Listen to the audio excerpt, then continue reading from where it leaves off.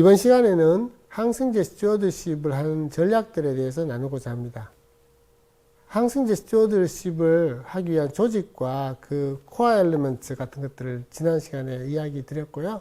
그러면 그 조직이 어떤 전략들을 통해서 이 실제적인 일을 이루느냐가 전략이 되겠는데, 그 전략들을 어떻게 구분할 수 있는지, 특히 어떤 전략들을 많이 쓰는지, 한국에서는 그 전략들 중에서 어떤 것들이 특히 많이 쓰이게 되는지, 번들 어프로치라고 해서 하나하나를 적용하지 않고 한꺼번에 적용하는 번들 어프로치, 그리고 내가 근무하는 의료기관에 어떤 전략을 골라서 쓰면 좋을지, 그리고 요약 순으로 말씀드리겠습니다.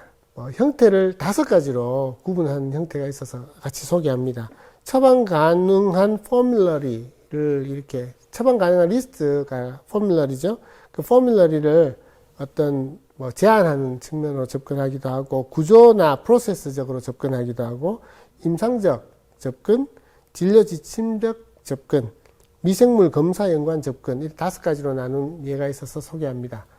그렇게 볼 때 첫 번째, 처방 가능한 포뮬러리가 어떤 약제는 처방이 되고 어떤 약제는 처방이 되지 않는 그런 접근인데, 굉장히 임상가들이 싫어하는 접근이 되겠습니다. 그리고 얼마 처방을 하다가 막히는 또 포뮬러리 리스트릭션, 어떤 처방 제한의 한 형태가 되겠죠. 그러나 확실한 효과를 가져올 때가 많죠.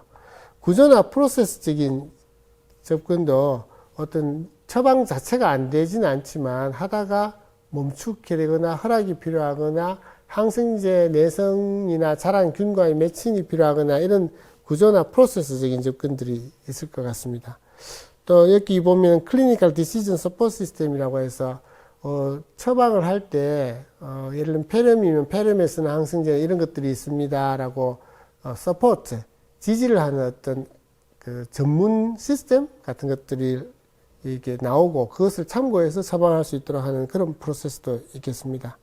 특별히 이렇게 처방은 한 5일 정도는 처방이 잘 되는데, 그 이후에는 항생제 감수성 결과가 안 맞는다, 잘한 게 없다 이러면 멈추고 오토마틱하게 스탑이 되고, 스탑이 되었을 때 다시 평가하고 허락을 막거나 그냥 리마인더, 알림만 주거나 이런 여러 가지 방법들이 있는데, 그것도 구조나 프로세스적인 접근이 되겠습니다. 임상적 접근은 환자가 좋아졌을 때 항생제의 사용을 스펙트럼이 넓게 사용해서, 특히 폐혈증이나 중증 환자에게서는 항생제 사용을 넓게 하지 않습니까? 그것을 이렇게 좁혀가는 디에스컬레이션, 스트리밍 다운이라고도 표현하죠. 그리고 약제의 용량이 적절하게 투여되고 있는지, 특히 클리니컬 파머시스트가 이런 역할을 많이 하는데, 우리나라에는 좀 그 역할이 좀 적지만 도우즈가 적절한지 같은 것들을 봐주는 것들도 임상적 접근이 되겠고요.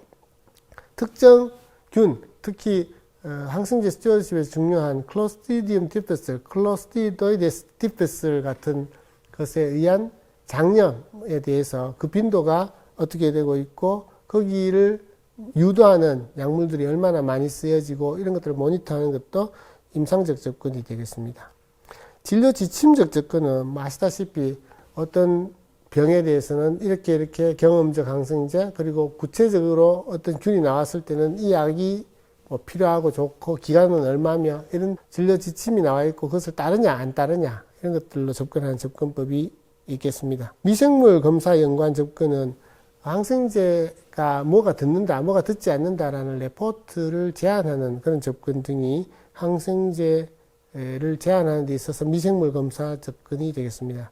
5가지로 구분해 봤지만, 다른 접근으로 보면, 다른 분류로 보면 설득적, persuasive, 처방자들의 이렇게 압력을 준다, 또는 처방자들에게 동의를 구한다, 처방자들을 설득한다, 처방자들이 이렇게 해줬으면 좋겠다라고 하는 게 스튜어드십이라고 한다면, 퍼스시브는 그 사람들의 마음을 설득하는 그런 인터벤션이 되겠는데, 그 교육이라든지 오피니언 리더라고 해서 그 중요한 그 항생제 사용의 리더들, 이렇게 감염내과 의사들이 그 역할을 많이 하겠는데, 그런 사람들이 모범을 보이고 교육을 하고 하는 그런 것들이 persuasive가 되겠고, restrictive는 딱 못하게 전산적으로 제가 우리나라에서 전산 정보 시스템을 많이 쓰게 되는데 restrictive 효과는 restriction 제한하는 게 제일 빠르고요. 장기 효과는 없습니다. restriction이 안 생기면은 금방 풀려버리죠. 그러나 교육과 설득으로 인해서 그 처방자의 마음을 바꿔놓으면 장기적인 효과가 있죠. 구조적, 예를 들면은 테라피틱 드럭 모니터링이 된다 안 된다 이런 것들은 구조적인 그런 부분이 되겠죠. 그래서 항생제 스튜어드십에 적용된 전략을 설득적이냐, 제한적이냐, 구조적이냐. 구조는 인프라가 되겠고요. 제한은 못 쓰게 막아버리는 강제성이 될 거고요. 퍼스에시브는 교육적인 내용이라고 할 수 있겠습니다. 말씀드렸다시피 제한적은 빨리 효과는 있지만 그것이 반감도 사게 되고 그 제한이 지속적이지 않으면 금방 풀어지게 되겠죠. 그러나 설득적인, 교육적인 내용들은 금방은 효과가 나타나진 않지만 장기적으로 길게 어떨 때는 평생에 있어서 그 의사를 바꿔놓는 그런 상황이 되겠습니다. 커크란에서 다른 구분을 또 했는데 교육적이냐 설득적이냐 좀 구분을 했고요. 제한적이냐 주변 상황을 바꿔놓는 스트럭처를 바꾸느냐 그리고 가능하게 되는 enablement를 기준으로 하느냐 이런 것들을 또 구분해서 정의를 이렇게 구분하기도 했습니다. 또 다른 구분으로는 초기에 적용할 전략이냐 중기에 적용할 전략이냐 또 더 항생제 스튜어드십이 진도가 나가고 좀 광범위하게 적용될 때 어드밴스드 프로그램의 형태로 심화된 프로그램 형태로 적용할 전략이냐로 구분하기도 합니다.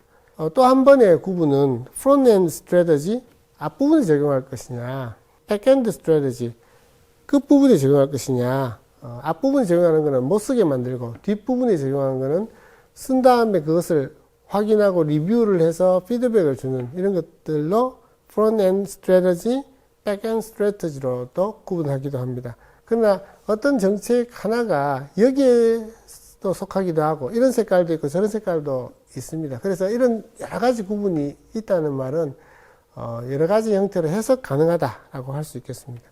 흔히 사용되는 항생제 스튜어드십의 방법으로는 안티바이오틱 타임아웃 이 기간이 되면은 사용을 못 쓰게 한다. 아까 말씀드렸다시피 엠피릭하게는 쓰게 하더라도 균의 동정이나 이런 결과가 나온 이후에는 그냥 쓰지 못하게 한다든지 허락을 맡아서 쓰게 한다. 어떤 특정 약제들은 너무 고가고 삭감도 많고 해서 허락을 감염내과 의사가 해주면은 쓸 수 있다. Prior Authorization 같은 것도 강력하게 선택되기도 합니다. 무조건 쓰면 삭감이 된다. 병원에서 그러면 이런 약들은 Prior Authorization을 적용하겠죠. Prospective Audit and Feedback 어떻게 보면은 뒤에 쓴 다음에 당신들은 이 약을 그걸 너무 많이 씁니다. 균도 이렇게 해당하지 않습니다. 이런 것들을 되먹임, 피드백 주는 그런 스트래티지가 있는데 효과는 적고 분석하는 데는 확실해야 되니까 에너지가 많이 드는 그런 방법도 있긴 있습니다.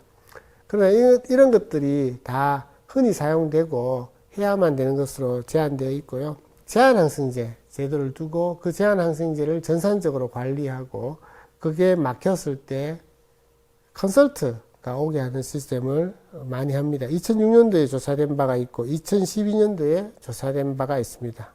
그래서 항생제를 제한하는 항생제와 일반 항생제 또는 제한항생제, 주의 항생제, 일반 항생제 이렇게 두 단계나 세 단계로 구분해서 사용하는 경우가 많습니다. 여기 그 외에도 그 항생제 사용 평가를 25%에서 하고 있다. 실적 검토를 55%에서 하고 있다. 운영위원회를 운영하고 있다. 이런 것들에 대해서 답변을 보시는 표와 같이 했습니다. 제한하는 항생제 수는 2012년도에 16개 플러스 마이너스 11개. 병원이 제한 항생제가 많으면 그만큼 제한을 해서 이렇게 임상의사로부터 갈등이 많이 생기고 또 인력이 적으면 많이 이렇게 제한하는 거에 대해서 해내기 어려운 측면이 있고요. 그러면 제한하는 항생제가 몇 개 없게 되겠죠. 또 처음 제한항생제 제도를 시작할 때 적은 숫자로 시작했다가 차츰차츰 그 그 제도가 궤도에 오르고 자리를 잡으면 좀 느리게 되는 그런 상황들이 없고 지금도 그런 상황입니다. 2015년도에 국내 항생제 스튜어드십 프로그램을 조사를 했는데 그것이 발표가 되어 있고요. 역시 비슷한 수준에서 제한 항생제들의 숫자가 조금씩 좀 늘고 있다라는 레포트를 한 바 있습니다. 번들 어프로치는 제한 항생제 제도, 오딧 제도, 그리고 피드백, 그리고 뭐 어떤 TDM, 그러니까 약물의 농도를 측정해 준다든지 또는 뭐 여러 가지 것들을 다 같이 하고 하나만 하고 하나는 안 하고가 아니고 번들이라 하면 낱개의 실들이 합쳐져서 하나의 다발이 되지 않습니까? 하나하나는 각각의 실이고 의미 있고 합쳐지면 더 큰 힘을 우리가 밧줄이 여러 가지 실들이 합쳐져서 큰 밧줄이 되듯이 힘을 발휘하게 되듯이 감염 관리에서 번들 어프로치라는 말이 쓰여지는데 항생제 스튜어드십에 있어서도 여러 스트래터지들을 한꺼번에 공급하게 되는 번들 어프로치가 있게 되겠습니다. 코어 스트래터지, 코어 엘리먼트는 병원에서 항생제 스튜어드십 운영하는 데 있어서 어느 부서, 누가 주력으로 한다 이런 개념이었다면 코어 스트래터지는 병원의 상황, 사회적 여건, 인력 등의 영향을 받게 되겠습니다. 예를 들어서 우리 기관은 아래의 핵심 내용을 전략으로 선택한다. 경험적 항생제에서는 지침을 따르라라는 선택을 하고 오토마틱 스탑핑을 하거나 뭐 리뷰를 해서 피드백을 주기도 하고 이런 것들을 운영하겠다. 이 운영을 어떤 것을 하겠다라고 할 때는 아시다시피 인력도 필요하고 예산도 필요하고 그 조직도 필요한 거죠. 이 코어 외에도 그 서플멘터리 한 번씩 이렇게 도와주는 보조적인 그런 스트래터지로 구분해서 우리는 핵심은 이것으로 하고 도와주는 전략은 이것으로 한다 이런 것들을 결정할 수 있겠습니다. 한 전략이 여러 가지 색깔들을 가질 수도 있는데 그래서 분류가 다양합니다. 우리나라에서는 전산 제어를 통해서 제한 항생제를 결정하고 오토매틱 스탑보다 프리 어토리제이션을 많이 쓰고 있습니다. 그것은 인력의 제한 때문이라고 생각이 듭니다. 그러나 그것 외에도 여러 가지 지침, 교육 이런 것들도 같이 하니까 우리는 이런 것들을 적용시키고 항생제를 제대로 쓰게 노력하도록 자극하고 권유한다. 그런 것들을 이야기할 때 하나만 쓰는 것이 아니라 번들로 여러 개를 한꺼번에 공급하는 번들 어프로치를 하는 것이 될 것이고요. 각각의 전략들은 병원 사정에 따라서 쓸 수 있는 전략들이 다 형편에 따라서 다르겠습니다. CDC는 이렇게 권하고 또 어떤 유명 병원은 이렇게 사용하고 하지만 우리 병원은 이렇게 사용하겠다. 이런 것들을 상황에 따라서 결정하실 필요가 있겠습니다. 감사합니다.